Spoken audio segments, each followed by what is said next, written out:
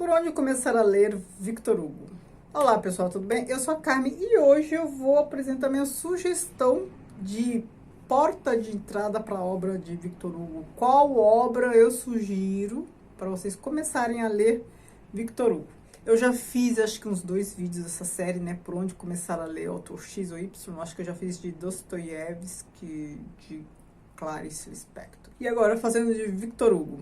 Eu vou apresentar para vocês meu critério, porque assim, tem gente que quer começar a ler um autor e faz um percurso cronológico pela obra. Tem gente que começa a ler a obra mais famosa, tem gente que, enfim, lê o que tem do autor e pronto. Mas o que eu pretendo com este vídeo é o seguinte, é apresentar um critério que me parece razoável para você começar a entender a obra do autor, considerando a sua maturidade literária, e por isso já fica claro que eu nunca indico o primeiro livro do autor, porque no primeiro livro ainda eu acho que ele não atingiu a maturidade literária, né? Salvo raríssimas exceções, isso para os casos em que o autor publicou uma obra só, que a gente ficou sabendo no máximo 2, como Manuel Antônio de Almeida e tal, considerando que esta insegurança ou falta de conhecimento sobre por onde começar a abordar, a conhecer a obra de um autor, pode paralisar, pode impedir a pessoa de conhecer, ou então pode traumatizar, né, a depender do autor. Não é o caso do Victor Hugo, acho que nenhuma obra dele traumatiza ninguém. Mas autores assim mais difíceis, com a narrativa mais complexa, como acho que Faulkner, Clarice Lispector, pode traumatizar se você começa por uma obra já bem complexa, certo? Então, para autores assim, eu acho essencial você pegar uma indicação, né? Agora, para casos mais soft, que eu acredito que seja o caso do Victor Hugo, ainda assim é interessante você já saber um pouco de antemão o que o autor pode oferecer em termos literários, qual a obra dele pode te apresentar isso, sendo que a obra não é complexa. Então, pode apresentar isso, talvez um resumo, ou as principais vertentes do autor de maneira não complexa. Então, o meu objetivo é sempre esse, apresentar uma obra do autor com ponto de entrada, e essa obra que essa obra não seja muito extensa, nem complexa, mas é crucial que tenha ali características literárias da produção do autor, né? Acho que eu me fiz clara, se não, vocês me avisem.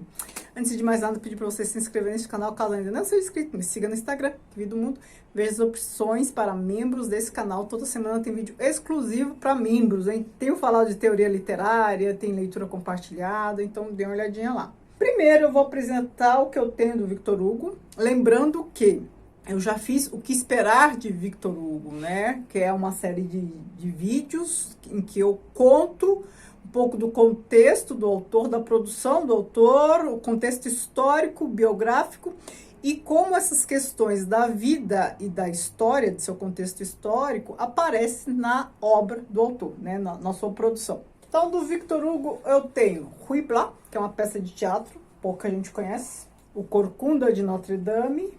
Lembrando que quase tudo que eu tenho do Victor Hugo, com exceção de uma obra, quase tudo é em francês, tá?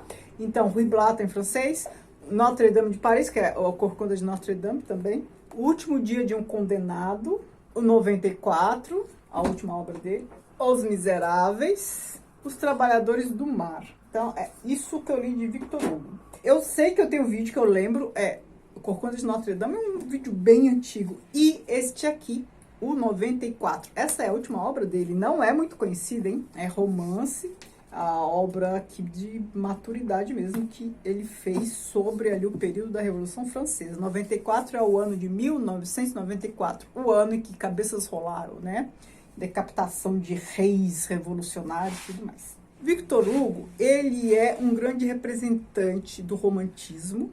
A obra dele, eu acho que romântica por excelência, para mim, na minha concepção, obra literária, é O Corcunda de Notre Dame, mais do que Os Miseráveis.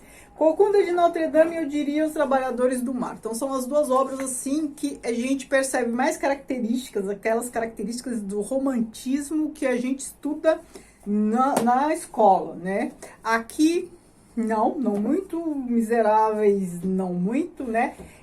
O romantismo, assim, daquela questão dramática, exagerada. A gente vê mais nessas duas obras aqui. Né? Corcunda de Notre Dame mais ainda. O Victor Hugo ele é famoso. Victor Hugo ele é famoso por ter escrito também um texto de teoria literária que é do grotesco ao sublime, né? Tratando aí de um dos aspectos do romantismo, que é o exagero, a dramaticidade. Um belo que é mais que belo, que chega ao sublime, um feio que é mais que feio, que chega ao horrendo, ao grotesco. Que é exatamente essa questão aqui de Corcunda de Notre Dame, que inspirou a Disney, inclusive, para a Bela e a Fera. É disso que se trata. Essa é uma das características muito fortes, marcantes do romantismo. Ele até teorizou isso, né? Então, o Victor Hugo tem essa característica. Outra característica dele é escrever romances históricos.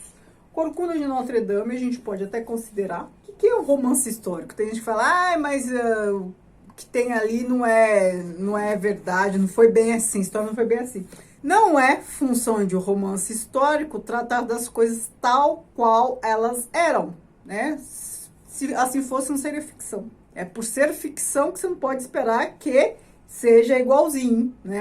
Embora seja romance histórico. Romance histórico é um romance que apresenta personagens históricas e fatos históricos. Não que a história seja verídica. Pode até ter uma passagem ou outra, já que pode tratar de fatos históricos, mas tem uma narrativa construída ficcional ali com elementos verídicos, né? Então, romance histórico é isso. Então, a gente percebe um pouco disso aqui. Corcunda de Notre Dame e também em Os Miseráveis. Qual parte de Os Miseráveis? Por que aqui é histórico? Ora, Guerra de Napoleão, aqui tem acho que umas 50 páginas que apresenta uma das batalhas de Napoleão. Aqui tem umas 50 páginas descrevendo essa batalha ali durante as guerras napoleônicas. Gente, é um livro, assim, assustador, né? Quando você vê o tamanho, a lombada dele. Mas é um dos livros de leitura mais fluida. É um livro que eu tinha me programado para ler num período X, eu li em bem menos tempo, assim. E eu li em francês, né? E assim, fluido. Bom narrador é assim, faz a gente ficar entregue. A gente é levado pelo texto, não tem jeito. Agora parar de enrolar e já indicar por onde começar a ler. Eu indico O Último Dia de um Condenado e já vou explicar. Um critério, não é um romance grande, né? Então eu sempre indico, às vezes, contos, romances menores, mas menor em extensão, mas não em importância ou densidade. Então, assim, não é uma coisa assim que faz a pessoa desanimar, né? Se não conhece o autor, ou alguma coisa complexa. E aqui a gente tem muito do que a gente vê em obras ali futuras, como Os Miseráveis, e eu vou explicar o que tem, e também a obra de maturidade dele, a última obra, O 94. Aqui também outro romance histórico, né? Trata de fatos históricos. Então eu percebo que é um autor disso aqui que eu apresentei, tem 3 romances com essas características. Aliás, a questão do romance histórico também é outra característica ali típica do contexto romântico, né? Então, é um tipo de romance que surgiu com o nacionalismo, e o nacionalismo tá ali com o romantismo. Então, assim, ele era uma figura, um fruto de sua época mesmo. Agora, voltando ao Último Dia de um Condenado, que tem aqui, que nos faz penetrar na maturidade, que não é nem literária, hein? No caso do Victor Hugo, aqui é posicionamento político até, né? Aqui é O Último Dia de um Condenado, a gente bem vê, ele narra a condição de um condenado aqui, e aqui o Victor Hugo se posiciona diante de uma injustiça, né? A gente percebe o autor ficando muito inconformado por conta de uma situação. Esse condenado, ele foi condenado por roubar um pão. E aí quem lê Os Miseráveis já vê de onde veio aqui o mote para Os Miseráveis, né? Veio justamente daqui. Porque aqui o Jean Valjean, ele é preso por ter roubado um pão para alimentar lá o sobrinho, sei lá, alguma coisa assim. E aqui, o personagem preso, o condenado, é preso justamente por isso. E este livro também é tão interessante que Dostoiévski, em O Idiota, o cita. O príncipe, quando vai fazer um discurso lá, ele cita essa obra. E para quê? Para tratar das injustiças sociais. A gente tem uma situação de fome. A pessoa está roubando para alimentar.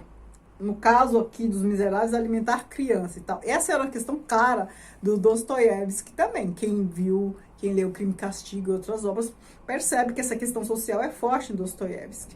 E o Victor Hugo também se sensibilizava muito com essas questões, tanto que em Os Miseráveis ele traz essa questão da miséria, do descaso político, da falta de ação política que produz pessoas em condição de miséria, né? Cria uma horda de desvalidos, né? Ele trata disso aqui. E aqui a gente já vê um mote para isso. E aqui essa questão política é tão cara que a gente vê aqui também na última obra dele, porque aqui não que tenha esta obra tenha inspirado esta, é que aqui esse posicionamento político que a gente vê de maneira não tão crua em Os Miseráveis. Os Miseráveis tem um enredo mais forte, uma narrativa muito fluida, então essa questão social, política, talvez não tenha, não é que não tem peso, mas talvez não seja tão notada como é notada nessas outras obras aqui. Aqui, o discurso final do rapaz aqui, do personagem principal, é um discurso político e a gente percebe claramente que é a posição do Victor Hugo. Então é a obra dele, assim, última, e o personagem ali também, já ali nas últimas páginas, faz um discurso político que fica muito claro. Aí a gente consegue conectar com isso aqui. A gente consegue conectar com Os Miseráveis. E as outras obras não, as outras obras são mais românticas. Então perceba, dá pra gente dividir as obras de Victor Hugo, essas três que são mais românticas no sentido daquele drama e tal. Essa aqui é a peça de teatro, Os Trabalhadores do Mar e Corcunda de Notre Dame. E essas três aqui, elas têm um viés mais realista, elas são menos românticas, embora a gente perceba traços de romantismo ainda, elas são menos românticas, são mais realistas e tem posicionamento político. E tem essa questão que é cara para ele e tal. E essa questão social que é forte para ele. Um autor que produz romances históricos, e os romances históricos foram criados, né, com esta intenção de narrar as proezas da nação para a população de maneira literária, né? Por isso que eles são um fruto do nacionalismo. Então, quando os autores colocam essas questões em perspectiva, né, a história do país, das gentes em perspectiva, fica muito difícil não se sensibilizar com a condição de alguns miseráveis, né, como ele diz aqui, com a condição de desvalidos. Então é isso. Esse texto, eu nem consigo falar muito dele porque eu li há muito tempo, mas eu tenho a memória emocional. Eu lembro que eu gostei muito, assim, de acompanhar as últimas horas de uma pessoa condenada de uma maneira injusta, né? Por uma questão de fome e tal. Esse acompanhamento. E é legal porque aí acompanha as 4 últimas horas. E aí o estado emocional, né? Não chega a ser aflitivo você estar ali acompanhando e entrando em contato com as conjecturas do narrador. Eu lembro que não me causou aflição, mas achei interessantíssimo. Certo? Me digam se vocês conheciam essa obra dele, né? Me digam o que você já leu de Victor Hugo. Saber o que ele produziu, eu acho que pelo menos o Corcunda de Notre Dame e Os Miseráveis todo mundo já conhece, né? Nem que seja de ouvir falar. Agora me diga o que você já leu disso tudo aqui. Eu adoro saber. Muito obrigada, beijos.